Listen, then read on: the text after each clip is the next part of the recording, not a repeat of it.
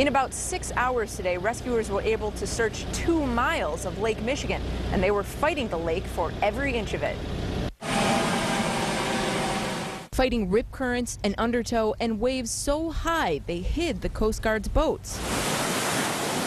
This is the only way divers could search for 2 men lost in Lake Michigan, a human chain made up of 6 to 8 men, but only able to search for a half hour at a time.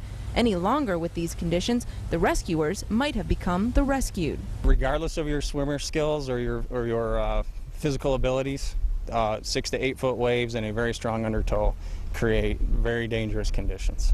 2 men disappeared beneath the waves at about 2 this afternoon. They were from the east side of the state.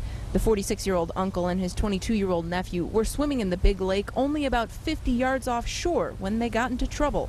Family, friends, and even a complete stranger tried to get the 2 men out of the water, with no luck.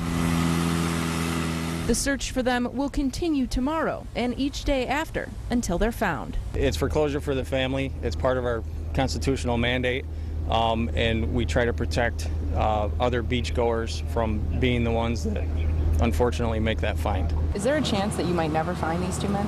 I wouldn't say never, but there is a small chance of that. Rescuers plan to be back out here tomorrow morning. How they will search kind of depends on what the lake is doing, if the currents and the waves are as strong as they were today.